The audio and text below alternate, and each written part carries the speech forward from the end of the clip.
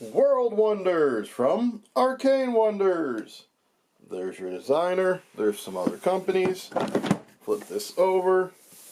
Do you have what it takes to build the most glorious city of ancient antiquity? It includes 21 wooden wonder miniatures. There's your components. It is 70 minutes, 1 to 5 players, 14 and up. So let's go ahead and get inside and see what is there.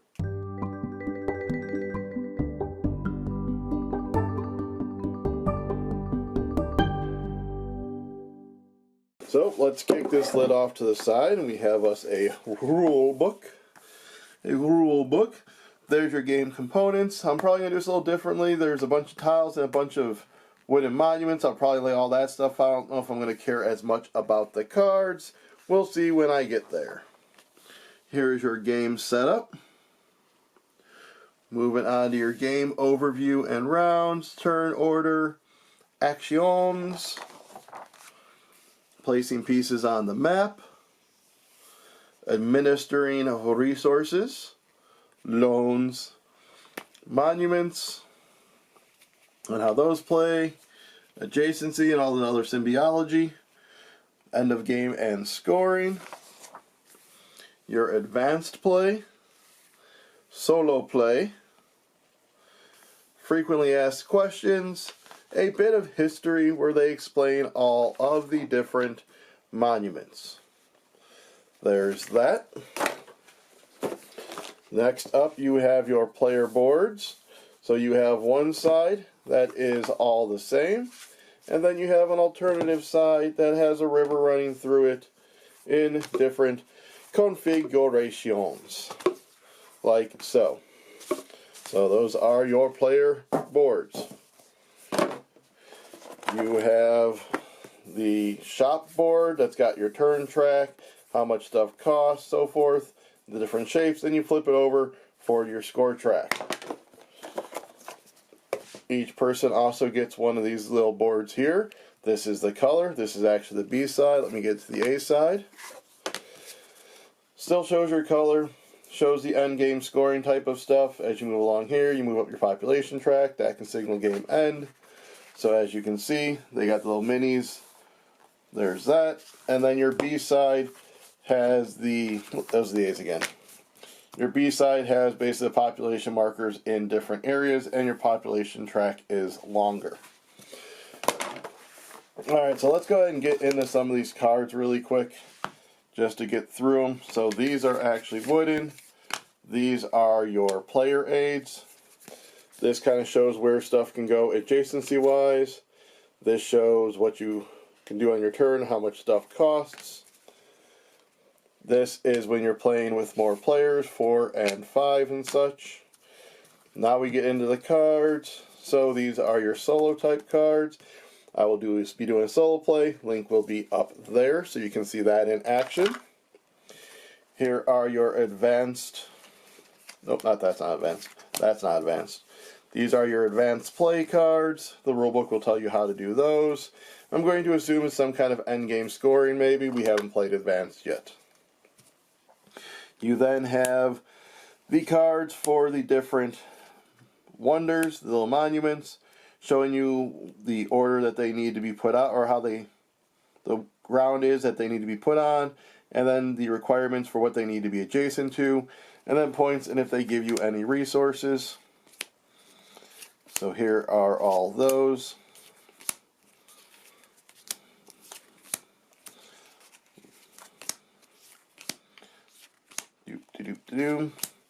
Quite a few monuments. I think it's at what, 21? Something like that. Although it does say 21 miniatures, but some of these are multiple pieces. So there are those cards. Next up in here, I'm not going to necessarily go through these. I may lay them out, but you have your different shaped tiles. They have the little number or the letter there to signify what they are. That can help with color blindness because you can just look for the letter as opposed to the color. And there are the resources that it gives you. These are your long roads. That can also be bridges. These are more of the tile pieces. If I remember right, these two are the ones that are in a 4 and a 5 player game, so I kind of have them aside. Here is your small and your medium roads. Then you have more tiles. More tiles. If you watch the solo play, you can see these more in depth. And then if you watch the how to play, you can also see them more in depth. So you have the different sizes and then their cost on the back. These are your resource markers. Each player will get a set of these. And then you have your little player markers. As you saw, the little icons on them. So those will be your player markers. You have towers.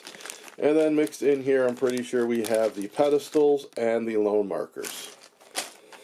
Then we have monuments, monuments, and monuments. These I am actually going to lay out and show you these so you can see how cool these actually look. So we'll get into that, and then after I show you these, we'll get into that how to play. So here are those monument wooden miniature type of things. As you can see, really cool, painted, detailed, so forth. Really makes the game pop on the table as you get these all built onto your board.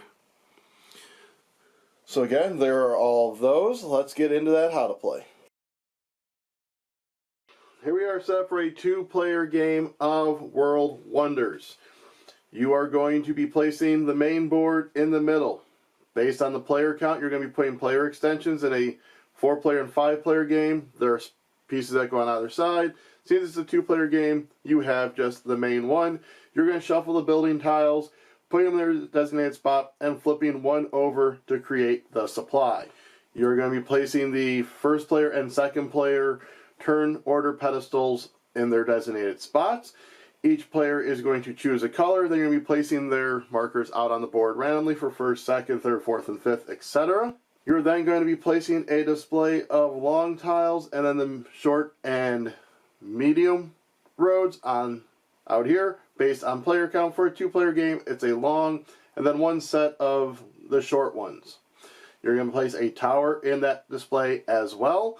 You're going to be shuffling the monument cards, dealing out 3, putting their monuments on the side. You can have the rest of the monuments ready to go because you will be continuously flipping over more monument cards. You're going to have the lone tiles within reach of everyone.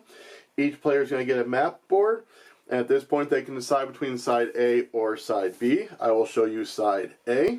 You're also going to give them a resource board, a set of the 5 resource markers, put on the 0 spot, and then you are going to be ready to begin. A game round is going to consist of a player buying something that is available for the amount with the gold that they have left, going back and forth until everyone has passed or spent all of their gold.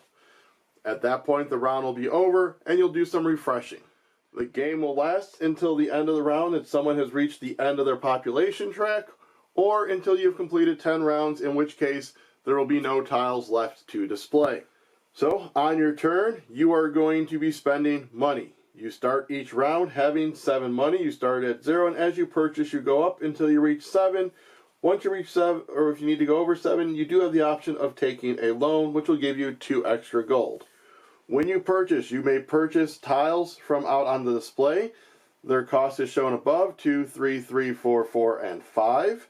You may purchase a long road for 1, a set of the short roads for 1, a tower for 2. You may purchase the 1st or 2nd player for 1 each, or you can purchase a wonder by spending all the money you have left and then constructing it as denoted on their cards. When you purchase something, where you can place it all determines on what it is allowed to be adjacent to. Your player aid tile denotes this. Roads need to be adjacent to other roads, to the little wall track that is at the bottom of your board, or to a tower. A tower needs to be adjacent to anything you have previously placed. A building needs to be adjacent to a road or to another building of the same color. You start the game with 1 long road, and you will place that out when you do your first purchase. So in this regards, let's say I'm going to buy this farm. So that's 1, 2, 3. I take this farm. I can now place out my long road, and then we'll put our farm, say, right there. Now, while I am doing all that, the other player can go. As I place the building, I do need to remember to move my resources based on what is shown there. Now my next turn, maybe I'll spend 2 to grab this farm tile. So now I have a couple options. I can place it anywhere else next to the road, or I can even go up here, because at this point it is adjacent to another one of a green building. I have reached or passed one of the population markers, so I will pop that right there. Now it is again my turn. I have 2 currently left. If I wanted to buy this 4, I could by spending the 2 and taking a loan that gives me 2 coins. However, to repay the loan in a future turn, I will need to spend 3 coins. Otherwise, I will lose 2 points at the end of the game. The other option I have is I can buy more roads. This is 1, this is 1. I can buy a tower for 2. Say I buy these sets of roads. When you place the roads, again, they have to be adjacent to roads or out here. So I could actually split them up like so. The other thing with the roads, specifically the long ones, is they are able to go over water. However, they need to begin and end on a land space. So this would be okay. And then you can just flip it over to show that it's a bridge. This is not okay because it's in the water. However, that would be okay because it is over the water. And again, a tower can be just adjacent to anything you previously placed, so I could even buy the tower and put it there. Going back to my turn, came back, say my opponent bought that, and they are done. I still have some money left, so I could buy a turn order tracker to put it myself on a certain turn, although I'm first player, so I don't need to. Instead, I can get a wonder. When you look at a wonder card, it's got a couple different things. It shows you what type of terrain this needs to go on. This needs to go on the grass terrain. It also needs to be adjacent to that feature and a blue building. I do not have that, so I cannot place that one. Same thing with this one. However, I'm going to look at this one. This shows that you can place, that they need to be placed with a space between each one. It can be a corner. It needs to be adjacent to that feature, and it needs to be adjacent to a road. If there are multiple pieces, all 3 pieces do not need to satisfy that. Each piece can satisfy a different part of that. So if I take this one, I spend the rest of my money. Even if I was at 3, I would spend the rest of it. So have my board look like this. I could place him there. He's next to the road. He is next to that feature. And then this one can either go up here or over here. I would then grab this card, which will be points at the end of the game. So once all players have spent their gold for the round, it now ends and a new round will begin. But first we need to update the board for a new round. We are going to discard all building tiles that remain. We are going to create a new display. If a tower is purchased, we would replace the tower.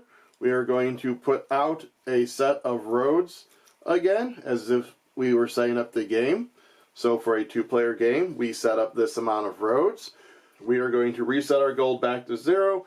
And if anyone had bought the pedestal, we will re-establish turn order.